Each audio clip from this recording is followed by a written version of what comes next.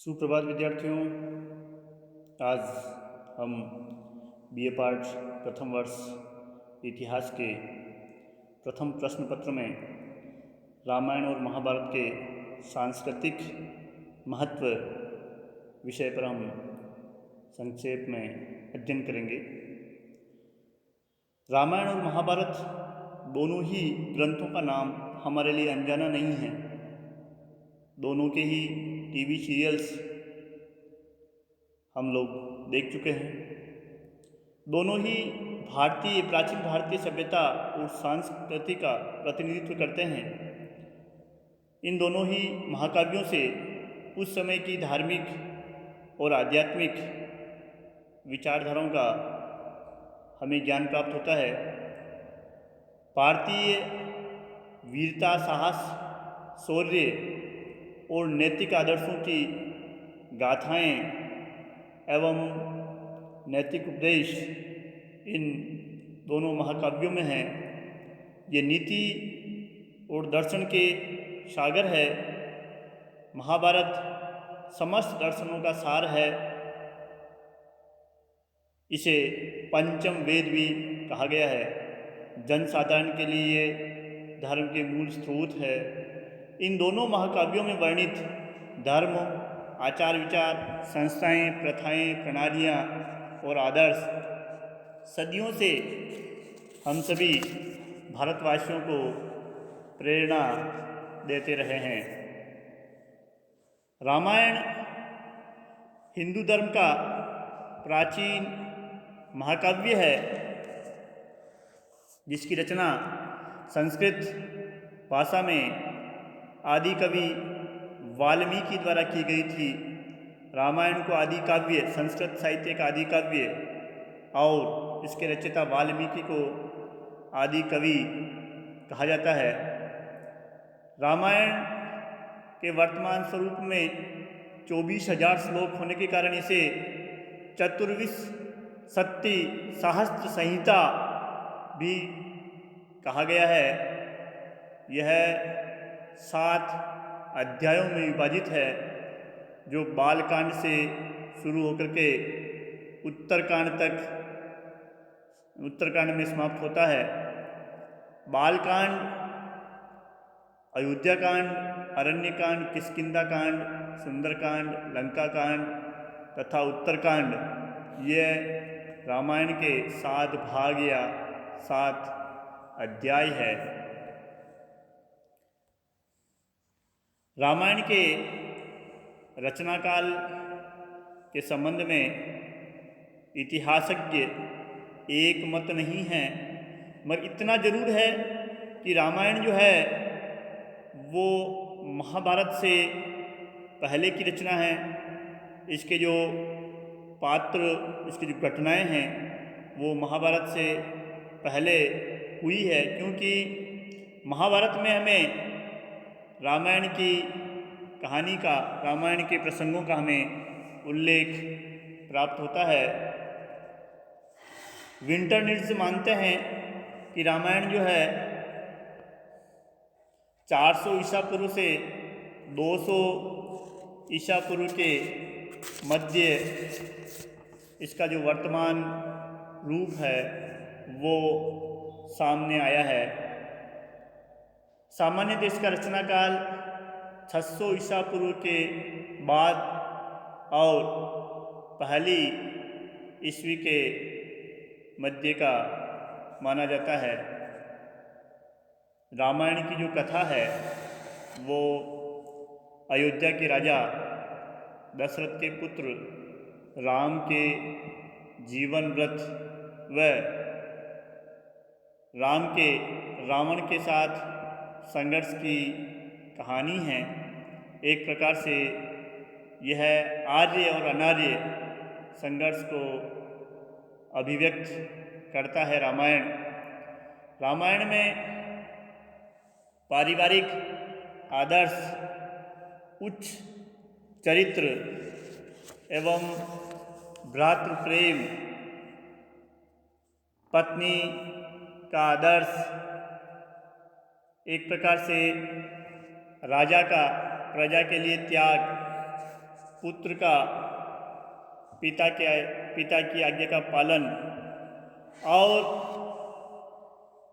अनार्यों के साथ संघर्ष, एक प्रकार से रावण और उसके वंशजों को राक्षस कहा गया है, क्योंकि उनके स्वभाव, उनके कर्म, उनके कार्य मनुष्य जैसे नहीं थे।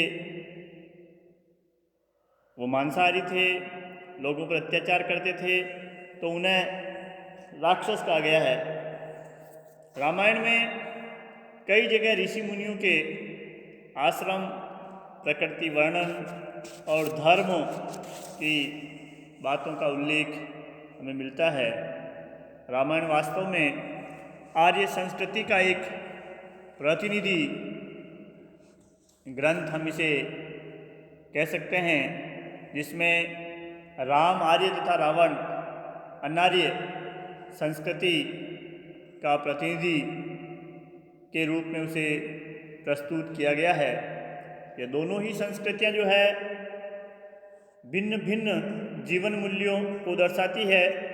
जहाँ राम नैतिकता, सत्य, न्याय और निस्वार्थ भाव के पक्षपाती है, उनमें उच्च कोटि का आदर्श और मर्यादा हमें दिखाई देती है। वहीं रावण में अनैतिकता, कुटिलता, असत्य जैसी तामसी प्रवृत्तियाँ हमें दृष्टिगोचर होती है।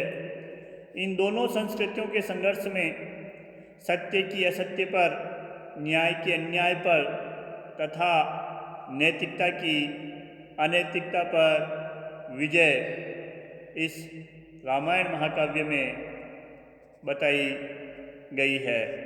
एक प्रकार से हम देखें, रामायण में अनार्य शब्द का जो प्रयोग हमें मिलता है वो जाति के अर्थ में नहीं होकर के सांस्कृतिक मूल्यों के रूप में हुआ है, क्योंकि रावण की पत्नियां भी रावण को आर्यपुत्र ही कहती है। अंगद भागती हुई सेना को संबोधित करते हुए कहता है कि जो युद्ध क्षेत्र से भाग जाएंगे वे अनार्य माने जाएंगे।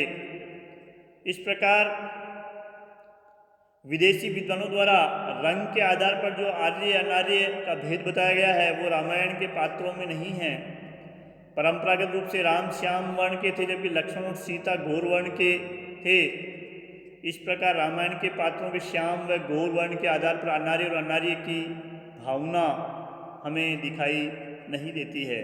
जैसा कि वैदिक काल को लेकर के कई विदेशी विद्वान कहते हैं कि आर्य गौर वर्ण के थे, उनको आर्य कहा गया, और यहाँ के जो मूल निवासी थे भारत के द्रविड़ वो काले थे, इसलिए उनको अनार्य कहा गया। तो इसका भी एक प्रकार से खंडन हमें रामायण में मिल जाता है। तो हम निष्कर्ष रूप में कह सकते हैं कि रामायण जो है भारत के जनमानस में रचा बसा महाकाव्य है। आज भी भाई के रूप में भरत का उदाहरण, पुत्र के रूप में राम का उदाहरण और पत्नी के रूप में सीता का उदाहरण दिया जाता है। यह रामायण की लोकप्रियता को व्यक्त करता है।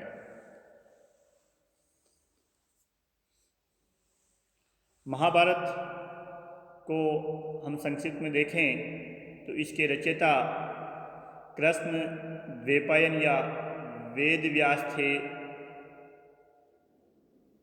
महाभारत में 1,00,000 श्लोक होने के कारण इसे सप्त शास्त्र संहिता भी कहा जाता है। आकार की विशालता और विषय वस्तु की विविधता के कारण यह विश्व का सबसे बड़ा ग्रंथ और महाकाव्य माना जाता है। हिंदू धर्म का जो धार्मिक ग्रंथ है श्रीमद् भागवत गीता या 100वीं गीता जिसे हम कहते हैं, वो भी इसी महाभारत का भाग है। यह जय विजय का इसमें वर्णन है, इसलिए इसे जय संहिता भी कहा गया है। महाभारत के 18 खंड है जिन्हें कि पर्व कहा गया है, जैसे आदि पर्व, सभा पर्व,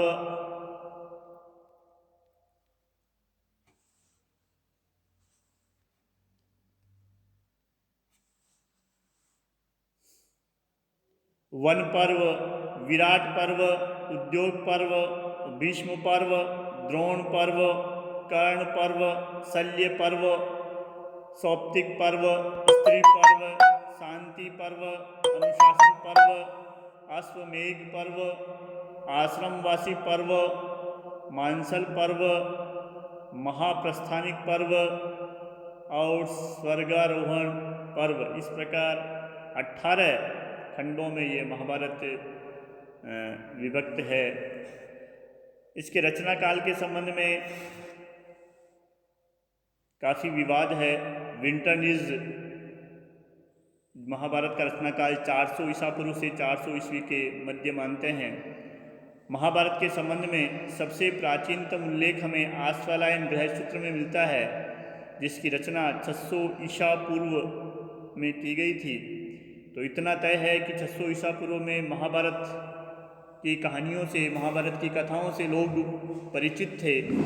एक प्रकार से महाभारत का जो युद्ध हुआ है उसके बारे में अनुमान है कि यह 1500 से 1000 ईसा पूर्व के मध्य हुआ होगा। महाभारत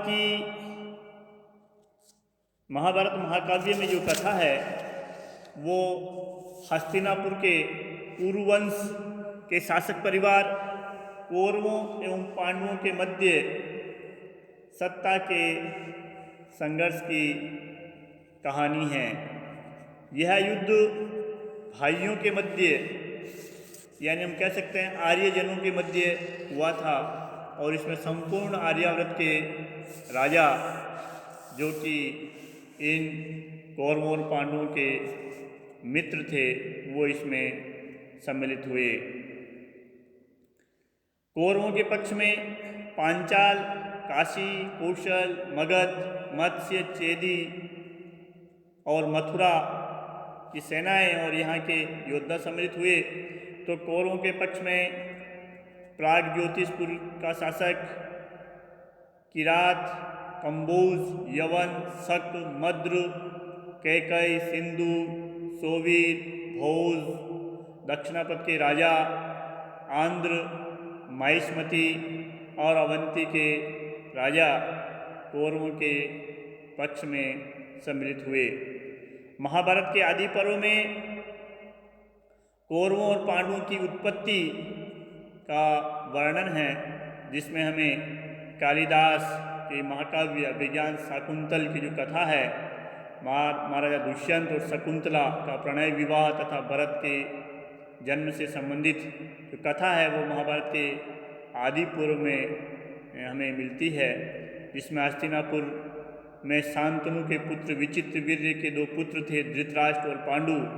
इसी धृतराष्ट्र के पुत्र कौरव कहलाए और पांडु के पुत्र पांडव कहलाए।